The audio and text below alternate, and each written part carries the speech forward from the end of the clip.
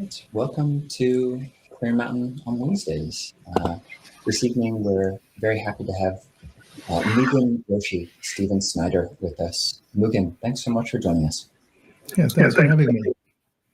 I'll just read a quick biography for those of you who don't yet know Mugen Roshi. So, Stephen Mugen Snyder Roshi began practicing daily meditation in 1976. Since then, he has studied Buddhism extensively, investigating and engaging in Zen, Tibetan, Theravada, and Western non-dual traditions. He was authorized to teach in the Theravada Buddhist tradition in 2007 with Paul Oksida and the Zen Buddhist schools of Soto and Rinzai in 2022. Mugen is a senior student of Roshi Mark Sando Minenberg and a transmitted teacher in the White Plum Asanga, the body of teachers in the Meizumi Roshi lineage. Mugen is the author of 5 books, including Liberating the Self, Demystifying Awakening, The Buddhist Heart, and he co-authored Practicing the Jhanas.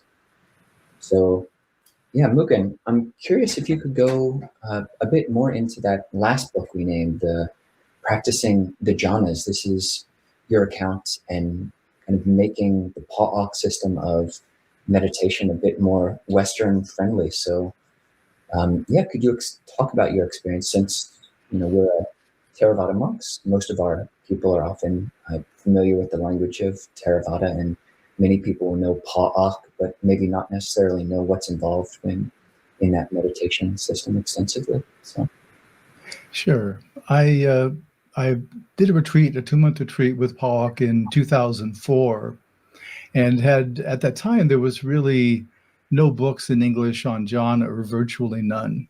So we had his book, Knowing and Seeing, which we could download offline, which was like a big city phone book. It was a gigantic book. And I couldn't make too much sense out of it. It was very complicated and technical. But going on the retreat, I just found that one of the skill sets I developed in my years of Zen practice was holding Koan effectively 24/7. And so when Pollock said, I want you to be with your breath 24/7, he didn't use those terms. That was familiar to me. And so the first or second day I went in for interview, he asked, how long are you with the breath? And I said, the better question is, how long am I not with the breath? And that was about 30 to 60 minutes a day. So at that point, he sort of encouraged me to keep going with things. And I found the practice just unfolded quite naturally, being with it. And I think in a lot of ways I was benefited by the fact I really didn't know anything. And I didn't know at that time that there really hadn't been any Western lay people who had progressed in the jhanas with him. Many had tried, but had not been successful. So all of that was unknown to me until after the retreat. But I found him a very, very personable teacher. He loved when I wore my Zen robes, and he would just giggle and say, I can't wait to get you in brown robes. And he offered to ordain me almost every time I went in, not quite, but often. And I was married at the time. And I said, well, as soon as you have married student housing, then, I'm all yours. But no, it was a great retreat. It was very, very impactful. He's very dedicated and an amazing meditator himself. And doing the practices, he required me to do each of the jhanas for 3 hours uninterrupted in order to move on to the next jhana. And of course, there's a number of attempts and a number of times one is in even first jhana, because you work with these kasinas, these mind-made objects, and along with the breath and along with the heart practices, the Brahma Viharas, all can access jhana.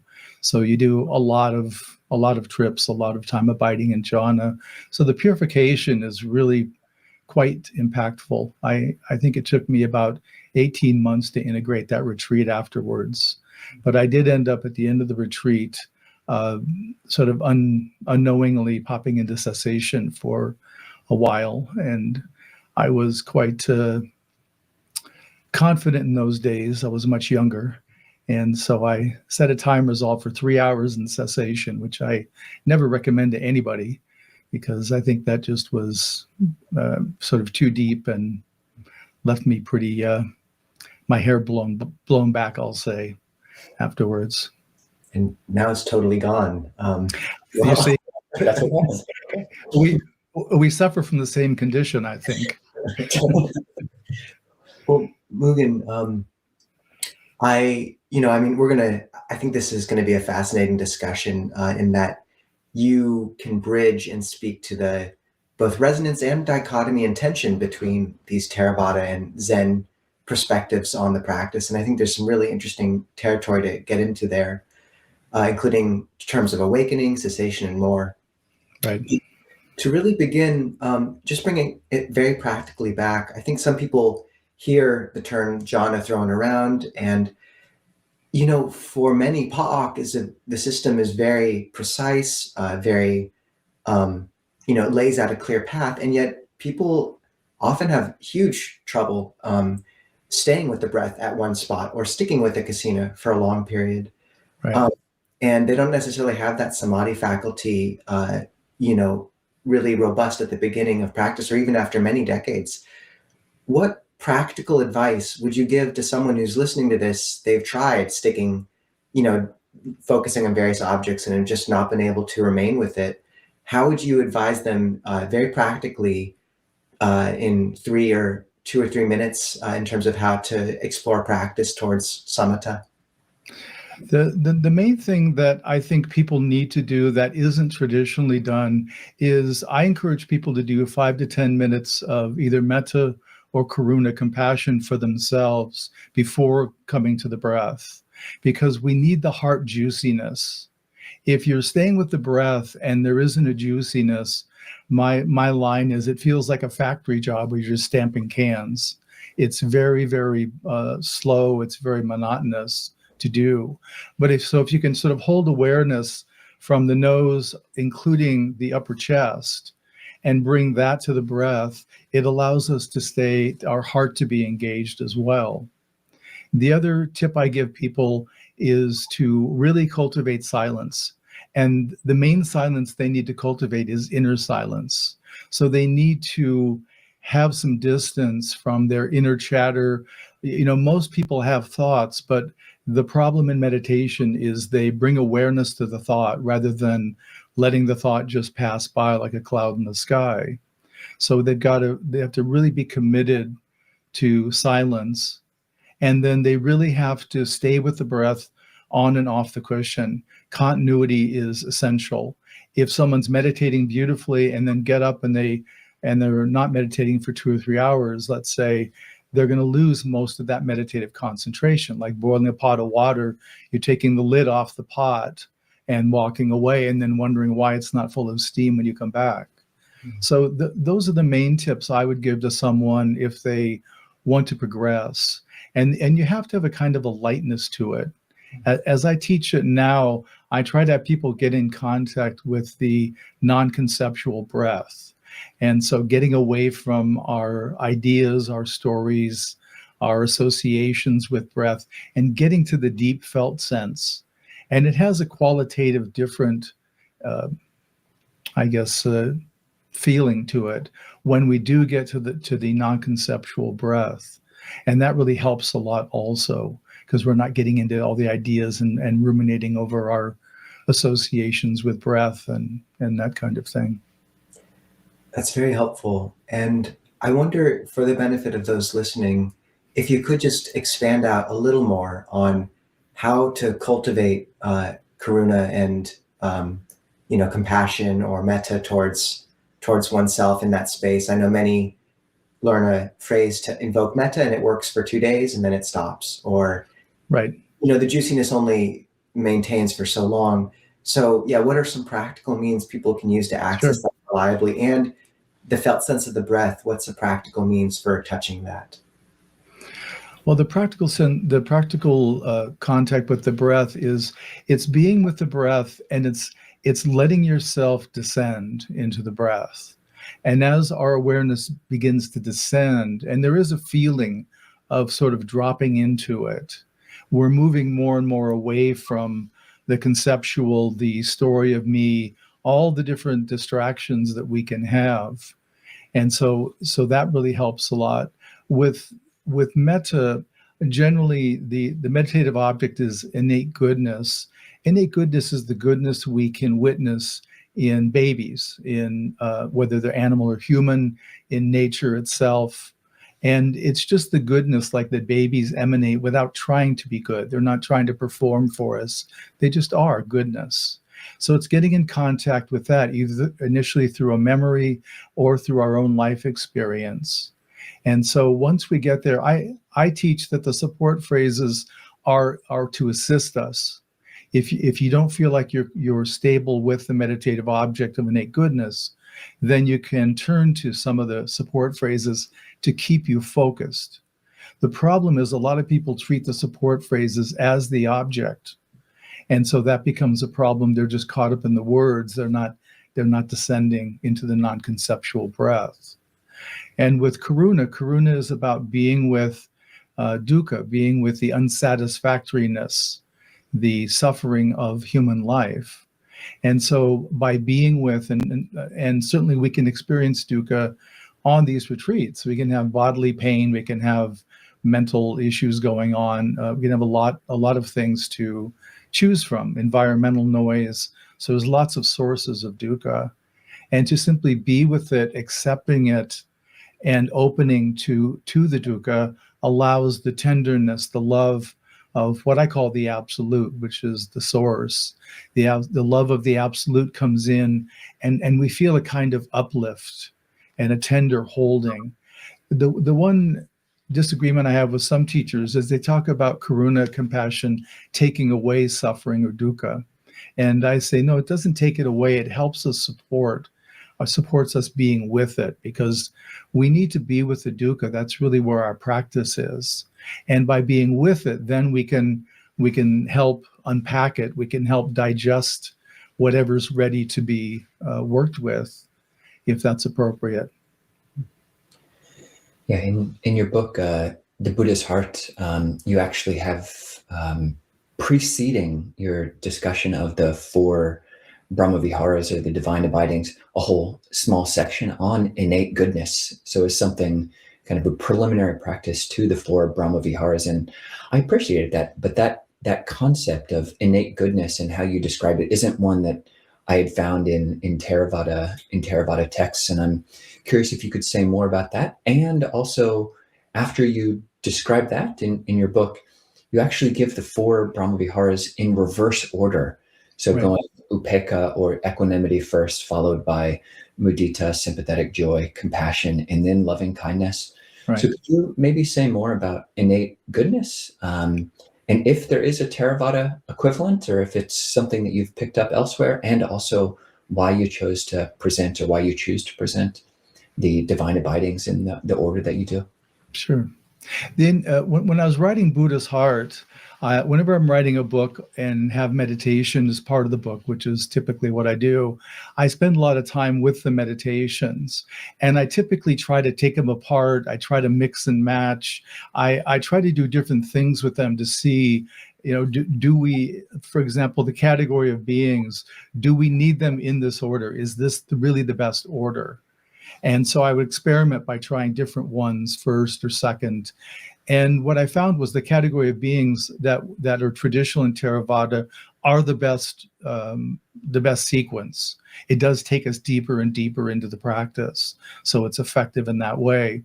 And what I found was that with metta, if I took innate goodness without support phrases and just really zeroed in on that as my meditation object, I found there to be a benefit. There was a kind of uplift, a certain flow, a certain buoyancy, a certain optimism that really came into my experience.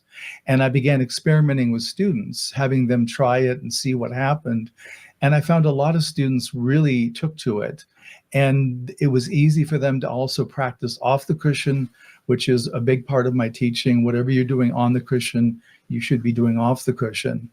And things like I tell them, because my students are lay people. So before you go in the grocery store and you're in your car, just take 5 minutes to contact innate goodness, and then try and maintain that contact even a little as you move through the grocery store. And you'll find you start relating to and recognizing others' innate goodness as you're abiding in your innate goodness. So this begins changing some of the behaviors and patterns people have, and it begins to fill in what I call psychologically the core wound, which is the deep deficit that most people carry of some perception of worthlessness or failure on their part. And so it helps fill that in as well.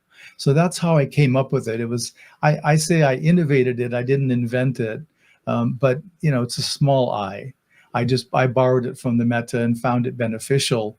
And this is part of my teaching, where I experiment a lot. I try, particularly with the theravada and Zen, I'll combine, have people practice from one tradition for a while, then I'll say with the Zen tradition, then I'll move them into the heart practices and then back into, say, Shikantaza, which is a major Zen meditation.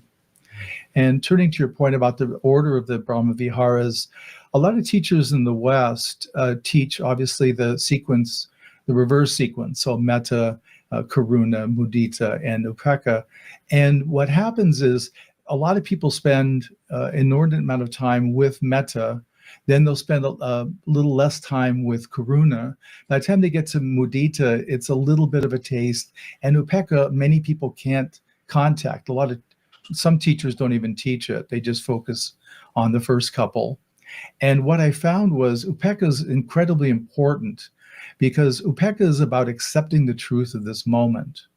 So whatever is happening, the greatest resistance humans have is from not accepting what's here. I don't want this in some fashion, and I begin to brace against the moment. So right there, you can see there's a closing down, an inability or an unwillingness to open. And so I found by starting with upekkha and working with just acceptance, and I teach this, if somebody comes to me with some issue or life problem, the first thing I'm telling them, okay, let's start with acceptance. Let's start with upekkha.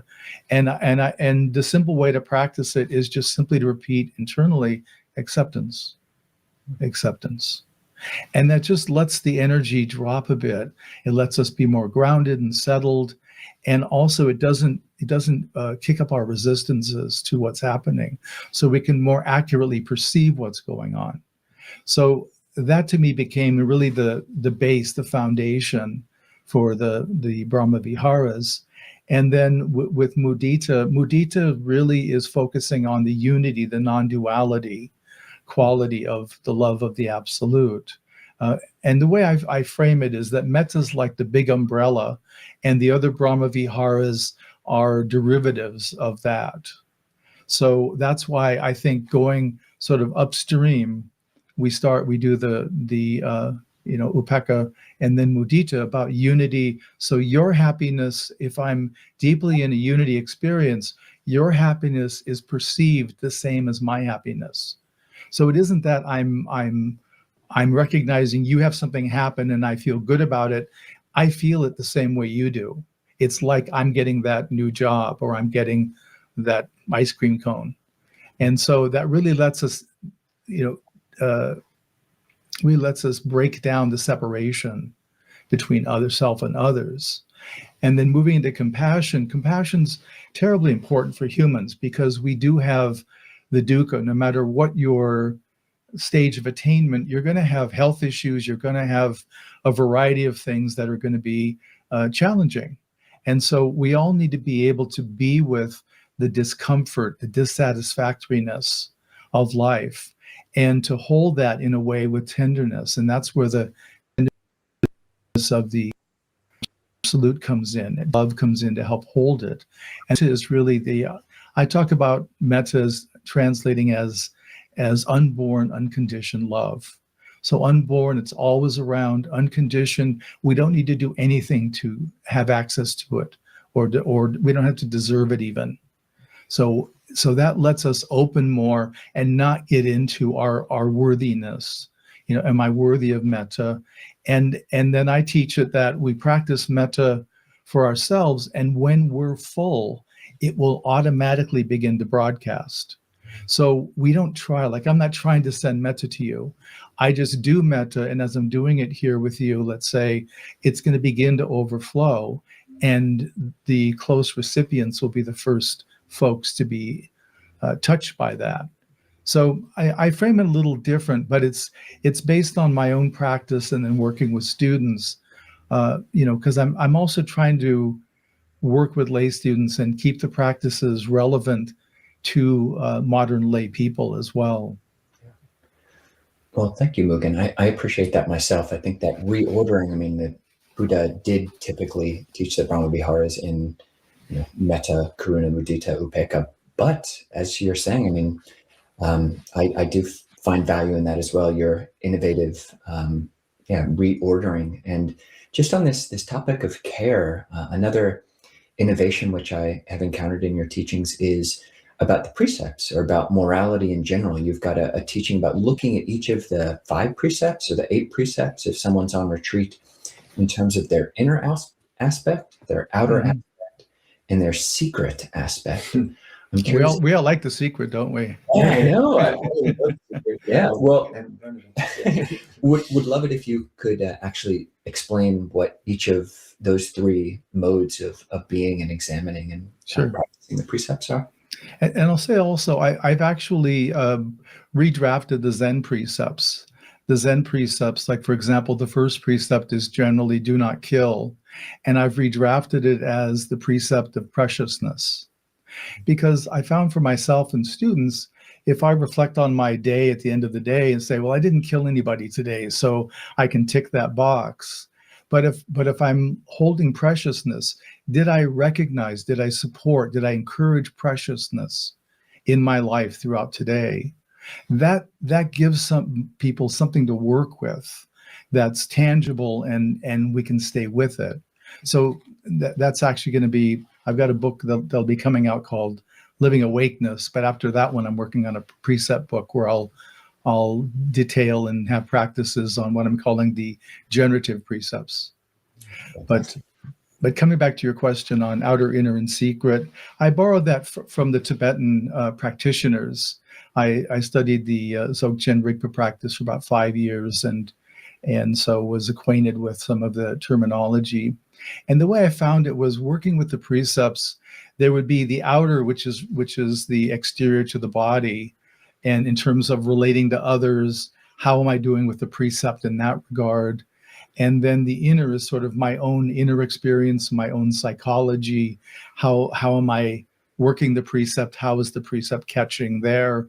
And then finally, the secret is really holding it in a way that's deeper, that's more what we might call in our true nature in the Zen tradition, or I might say we're in contact with the absolute. So we're with more of the source relating to the precept, rather than just my behavior or my psychology or mentalizing about it, which would be the outer and inner.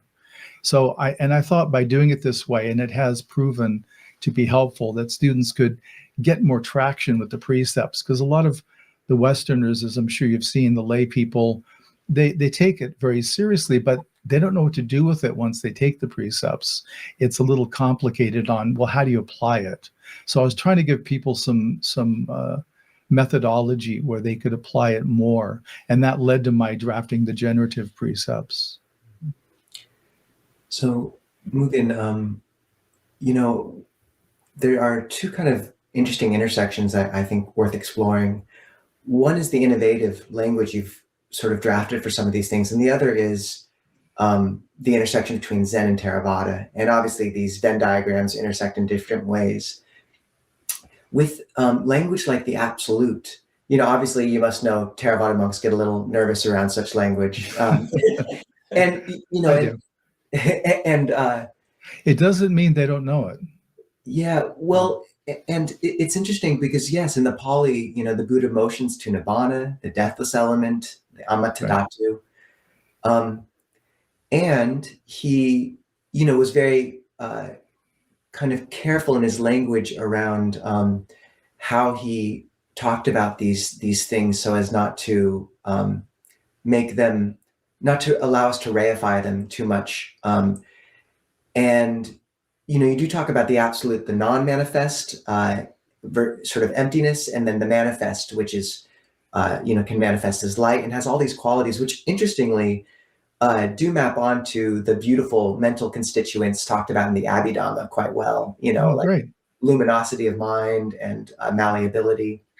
And certainly an arahant features these beautiful mental qualities. But just as someone who's had to navigate both of these, navigate this language, right, which I do find a really useful, skillful means. It calls forth something in my heart that the word nibbana does not. And yet, there is the danger of people taking it too far or really buying into it in a way that might not be healthy, or might,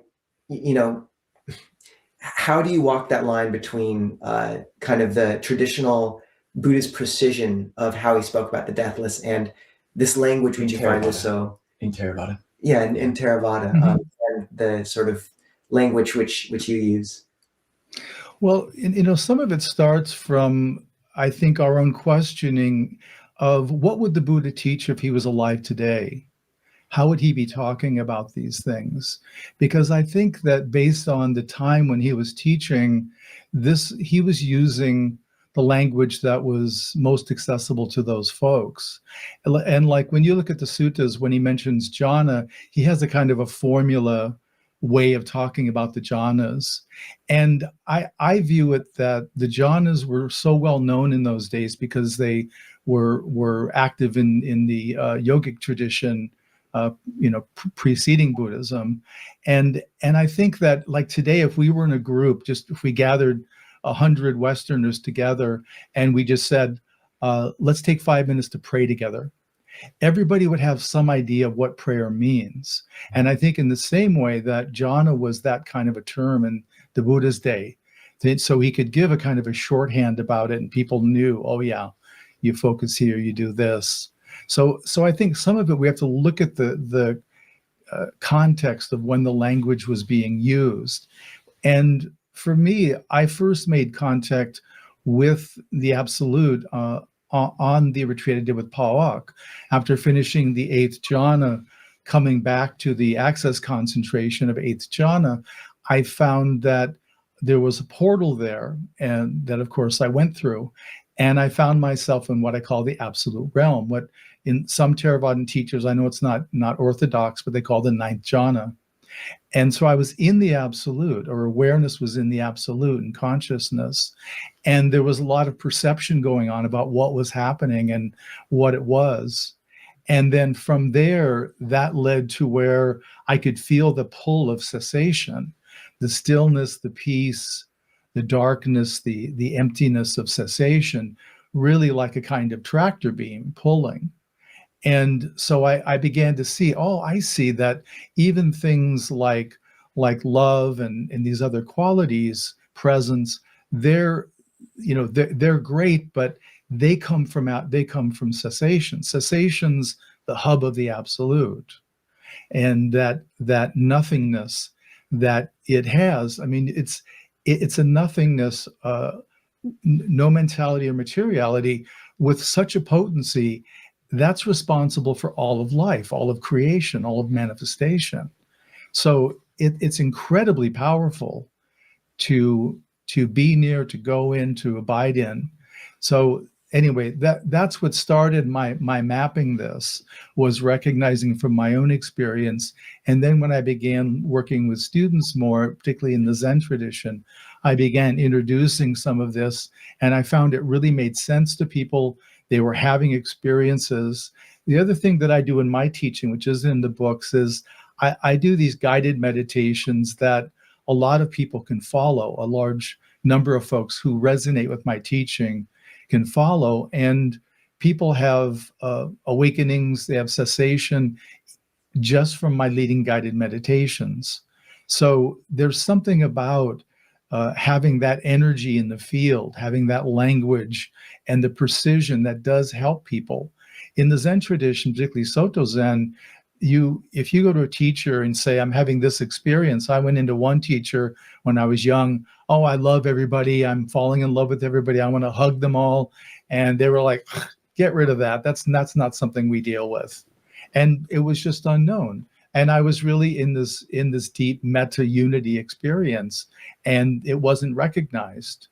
And if you brought in any experience, they would just say, go sit. So there was no help in terms of mapping or technique of meditation.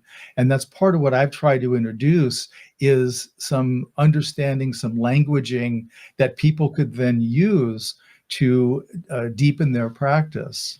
Because I feel like it's not like I'm revealing anything that's any great secret, but it's putting a context on it with the understanding this is based on my experience and now my experience of students. I've probably had between 50 and 100 students that have had awakenings, whether Zen Kensho or theravada and cessation. So I'm having I have a group that I can learn from as well and fine tune language and things like that. And again, I tell people I'm not a traditional teacher in either tradition. If that's what you want, then I'm not the person. I'm more looking for innovation. How do these work? What advances the student the best and the most is really my objective. One of the teachings which you give, which I think does a great job of straddling this seeming divide between some of the language of the Theravada and some of the language of Zen. There was some languaging of Zen that I used to really like before I ordained, of no effort. You don't need to make any effort. Mm-hmm. And coming to Theravada, you've got right effort, capital R, capital E. But one kind of skillful means you use is talking about proactive effort and receptive effort. And I think you're rather uniquely situated, having gone through the Pa-Auk jhana system, which really does take a lot of skillful effort, both proactive and receptive. Right. And I'm curious if you could say more about these terms and if they apply as you experienced it, both with cultivation of the jhanas and cultivation of shikantaza. You mentioned that earlier, or other Zen meditations, maybe are more on the receptive end of things. Right.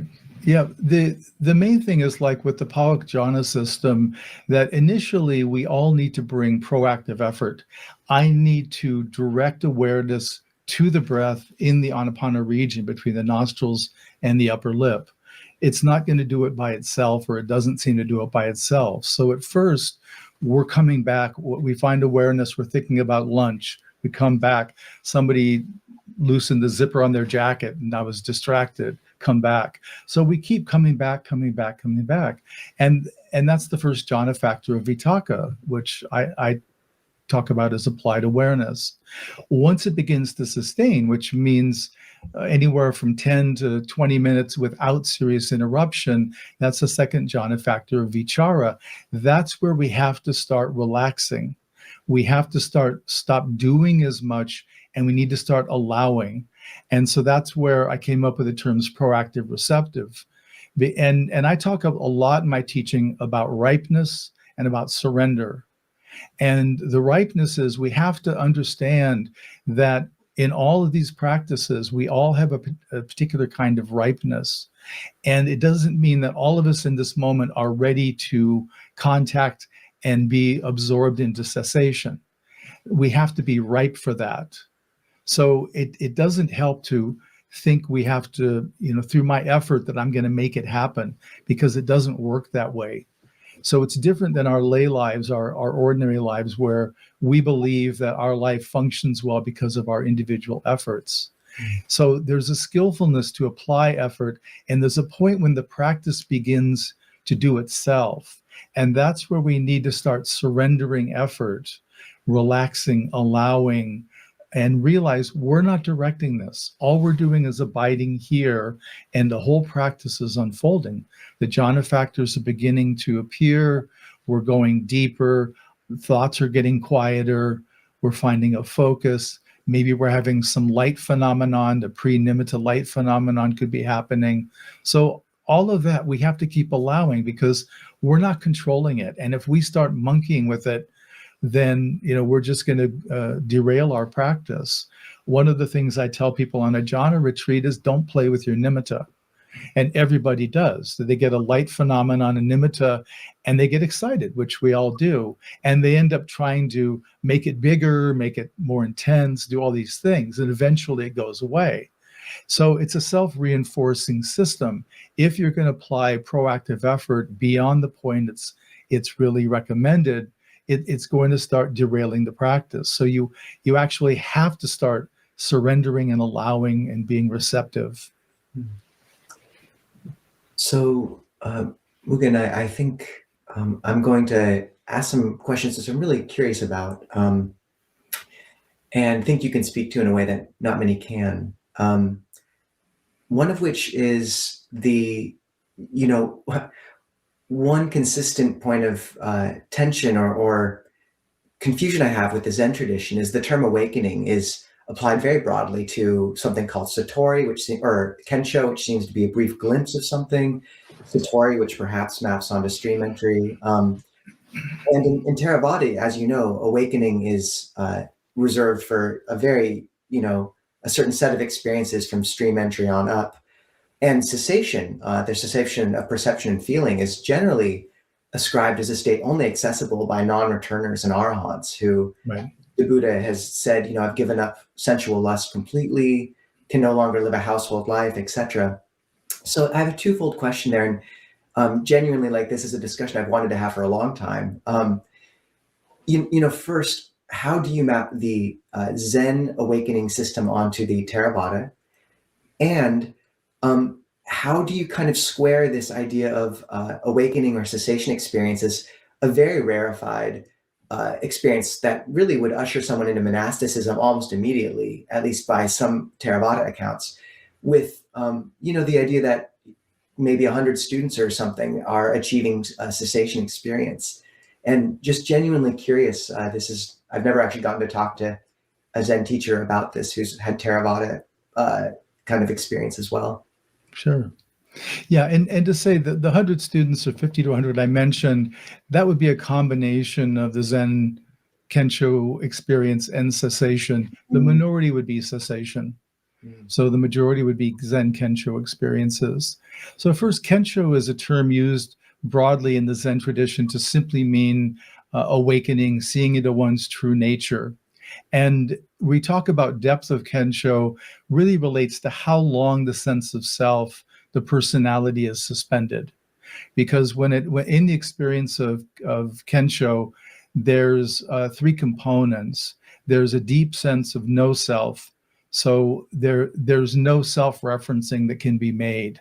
I don't know who I am it would be the only answer one could give. There's also a deep sense of the unity, the love of the absolute. So we have to have that love, the deep emptiness, and then there has to be finally the recognition, this is my true self. This is truly who I am, what I am. And that creates the kind of inner explosive experience that does suspend the personality, the sense of me, for a period of time. Virtually nobody is gone forever. That's sometimes talked about in the Zen tradition, and it's really more fable than reality in my experience. But so that would be Satori, that'd be Kensho. Satori to me is a more sustained awakening experience. So it's going to be a longer experience. One can have a Satori as their first Zen awakening experience, but that would mean that the sense of self is suspended, is not present for at least weeks, if not months. So a long enough time that they really get, the no self really gets rooted in their consciousness. And so that, and then what happens is the foundation shifts. The person that has Kensho still is going to have a sense of me as their inner foundation, let's say. And with the Satori, the personality, the sense of me is shifted out of the way, and what we call our true nature becomes our foundation. And true nature is the qualities of the absolute in a particular consciousness. So emptiness, unity, love, peace, stillness, presence, etc., are all within all of us. It's coded into our consciousness. And so, but that becomes the self-reference. And then in the Zen tradition, there's a third awakening recognized called Daigo Teitei, which translates as final or full enlightenment, which it truly isn't either. But the reason it's called that is because the sense of self is effectively put down and is not picked back up again. So it's quite rare and it's quite impactful, but there's no sense of self. And the foundation becomes the absolute itself. So when there's a self-reference, it's not self-referencing a personal history or a certain identity, and not even true nature, qualities of the absolute, but the absolute self. So that's the Zen map. And I think that I'm always reluctant to, overlay them, but I think at least in the West, there are lay Theravadan teachers that will recognize Zen Kensho, if it's deep enough, as a stream entry experience. For me, I'm looking for, whether it's cessation or Kensho, I'm looking for what I call awakeness, qualities of awakeness. My next book coming out is called Living Awakeness. So I detail about 15 qualities of awakeness, what they are, how to work with them. And then I talk about a variety of things like the Yogacara, 8 levels of consciousness, and then how those get changed based on different awakenings. So it's organized towards that. But I'm looking for that awakeness, the brightness, the clarity, the ease. There's a variety of things, but one of them is service. Are the people oriented more towards service than they were before? That's a natural outcome of a deep awakening experience.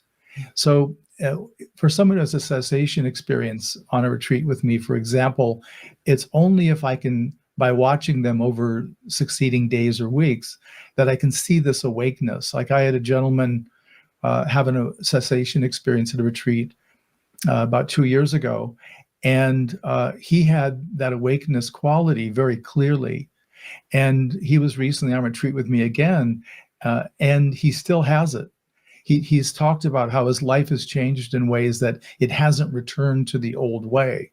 So that's part of the awakeness, is there's just this shift away from being, say, an earthbound person, an earth dweller, and we become something else. I know the Theravadan talks about as noble ones, or different languaging like that. I don't tend to use that kind of language, but anyway, so I'll pause here or stop here.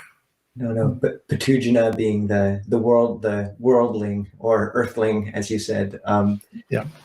I appreciate keeping each system's integrity, and it strikes me that it's very important to see. I really am curious, do those final awakenings map up arahantship and that other third one you named? Because if these systems, there can only be one ultimate in the end of the day, right? So Right.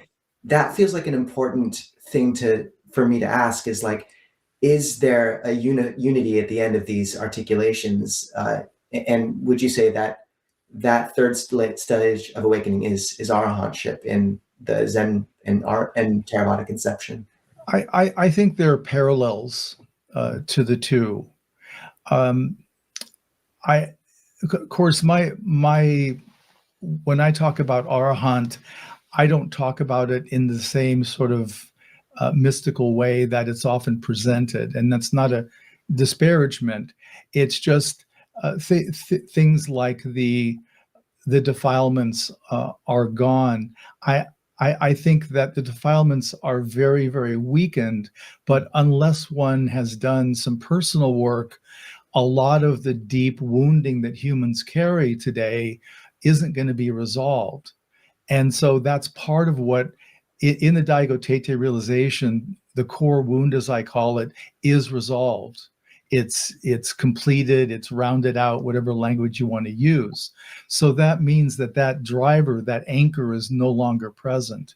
And that's what I see in the Arahant as well, is that because the core wound is active up until that stage, or that realization, that in that realization process, in that journey into cessation, that's going to be resolved either somehow in entering, exiting, or embodying the fruits of cessation. The core wound gets satisfied, or it gets completed, whatever language you want to use. So I think there's equivalence. I'm always reluctant to say that they're parallel, because there are a lot of the Theravadins that are very touchy about it. And so I don't want to walk into a hornet's nest either. So We're not very horny, for the record. that's kind of what I say is, yes, there's equivalencies. And I think, like I was talking with someone the other day, another teacher, and they were talking about the territory from Arahant to Buddha. And that, because part of my teaching is there's no end to realization and there's no end to personal work. Because we have subconscious and unconscious material, no matter how realized you are, there's still going to be triggering events where new material gets percolated up. And so we engage it and we work it. We don't pretend it's not there. We don't try to spiritually bypass. We engage it. And at least this teacher was of the mind that the territory between Arahant and Buddha is one where all the conditioned material in the unconscious and subconscious is resolved. So there's no more material at all. I haven't actually seen that in Theravadan text. Maybe it's there and I don't know about it, but that was sort of a kind of a leap I wasn't willing to make. I'll talk about the Tathagata. So that, I think, is, we can language around that. There's more about functionality there. I mean, Buddha has such a high barrier, high mark. I don't know that there's much productivity talking about that. Yeah, I'm curious. Some other language I think you use quite effectively in talking about these different stages of awakening, whether it's in the Zen system or in a Theravada system, is the accordion effect and the stair-step process. Right. And we consider the Arhat. I mean, the language usually is something like "done is what had to be done," and transcending greed, anger, and delusion, and no more mental suffering. But could you explain? I appreciated this language, the accordion effect, and what that looks like for a spiritual awakening, as well as the stair-step process. Sure. Well, virtually everybody who goes on an extended retreat is going to be familiar with the accordion effect. And really what that's meaning is we have a new transcendent experience. We have an expansiveness that we've never had before, regardless of the practice, whether it's metta or it's something else. We're just in new territory, and we have new insights that come with it, and new amazement and awe and wonder. And generally, shortly after that, the personality gets triggered, and it's like, wait a minute, this is not what I signed on for. I am not in control of this. This is not okay. And so the personality does its best to get back into its structure, because with the transcendent experience, the personality material opens up, and that's where the personality gets scared. It's afraid it's going to go away, because we often have a relationship to our personality that it is the same as me. And so we get a sense that, wait a minute, if this thing goes any further, I might lose the me or the personality. And so it slams back as tight as it can get. Typically, it's not where it started, but if the realization or the experience is here, it's closer together. So people have a sense, after having a deep transcendent experience, of, well, I lost it, I did something wrong, I screwed up, I'm not good enough for this, some kind of negative self-talk. So I began talking about, no, it's just the accordion effect. It's got to come together, and that's where the integration, embodiment happens. Once that happens, and whatever, like one of my main instructions to students is to track congruent reaction.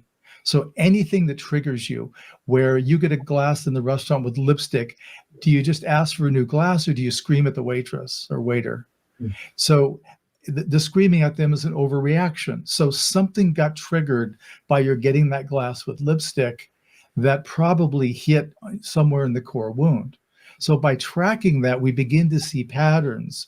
We begin to see associations that then we can work as personal material. And that's what my book, Liberating the Self, is about, working some of those things like greed, hatred, anger, things like that, and learning to get to the vulnerability preceding them, which opens us to the quality of the absolute that we're actually wanting to draw upon. So I forgot and then the stair step method is simply that moving we have a new transcendent experience typically. So we step up. And then typically there's that integration. And that's what I was just speaking to, was we start seeing all the things that don't fit anymore. I don't want to live my life doing this anymore. I want to change that to be more congruent. And as I say it, we want the outside to match the inside is really the simple instruction. And so, but by framing it as a stair-step method, we get to that stair, then there's a plateau, and that's the integration and the personality changes.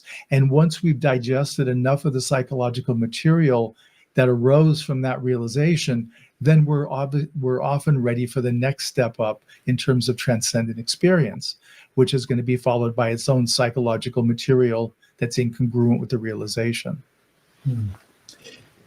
Do you feel that jhana practice or your practice with the Pa'ak system was helpful for allowing you to be able to shift into the ways of seeing not self? Sure. Yeah. Well, the main thing is because in the Pa'ak system, for a teacher to recognize or confirm jhana along with the jhana experience, there can't be any sense of self. There's no sense of me at all, and there's no thought. So those are revolutionary experiences on their own. If we went out to Pike's Market down there and we interviewed people, they would say, what happens when thoughts stop? If your thoughts stop, they'd say, well, I'm dead. Or, what happens when you don't have a sense of self? I'm dead, or I need to go to the psychiatric hospital. But it's something that we can experience in little bits, which do help us gain greater acclimation and acceptance of what we call non-self, no self in Buddhism. So we're going to have to move over to Zoom in just a second, and we'll post a link to the Zoom session into the chat in a moment. We haven't been able to take questions because we have our computer turned upside down in a kind of MacGyver thing. So sorry for everyone trying to ask us questions. We can barely see ourselves. But Mugen Roshi, I just wanted to end with one question is, we've taken a kind of trip through cessation, different awakening, all these sort of very refined languages or languaging. One thing I've very much appreciated, though, is how you're able to bring it into the body and how people actually work with it. And, in terms of working with metta near the heart, that's fairly common and obvious, but still it's Right. powerfully invoked. But perhaps could we end with would you speak a little more about the core wound and how people can work? What is the core wound and how can people work with that in their own? I believe the diaphragm is where you say it lives often. Mm-hmm. I found it to be a very poignant inroad to something very tender. Yeah, in the solar plexus or around the diaphragm is typically where most of us hold the experiences that we find to be particularly wounding. And the core wound comes from the psychological work of Margaret Mahler of dual unity. We're born in a dual unity, so we're in unity with presence of the absolute is how I would frame it. And at some point, the infant, the toddler realizes, I need to invest in this society, in this family to survive. So we all turn away from that dual unity, that undivided unity. And unfortunately, almost all of us blame ourselves. Something was wrong with me. I was thrown out of heaven. I was, thrown out of this contact. And the story of it is different. It can be, I'm bad, I'm worthless, I'm helpless, I'm hopeless, I'm unlovable, something like that. But people typically have to work down to it. They start by just, again, watching the incongruent behavior. That's our first tip off. And if we do that enough, we'll begin to start surfacing. We're following the streams to get to the river of the core wound. Mugen, thank you so much for joining us. And yeah, you're definitely right that, I'm sure, well, I don't know if people on the Zen side of things can get a little bit uncomfortable when we start going too hard on the theravada side of things, but definitely theravadans can get really sensitive when we start talking about such high attainments. But yeah, your I mean, bona fides, having gone through the PAWOK system, that is, yeah, you can't fake that. I mean, I lived at a PAWOK monastery for a year, and the kind of testing structures for that are something which really is hard to find anywhere in the Theravada world outside of the PAWOK system. And the type of jhanas, there are different ways of speaking about jhana, and the Right. subtlety or the profundity of the jhanas are described differently in different systems. But the PAWOK jhanas are ones which are extremely profound. And so, yeah, that's definitely something very much worth praising, and appreciate your speaking about it in this approachable way, and for taking the time to join us this evening. I enjoyed it. It was a nice time to spend with you both. Thank you for having me. Thank you. And before you entered, you talked about doing some snow blowing out in front of your house, and there's a Billy Collins poem called "Shoveling Snow with the Buddha." So it was good to do that with you today. It was. Thank you, Mugen. Thank you, Mugen. Thanks.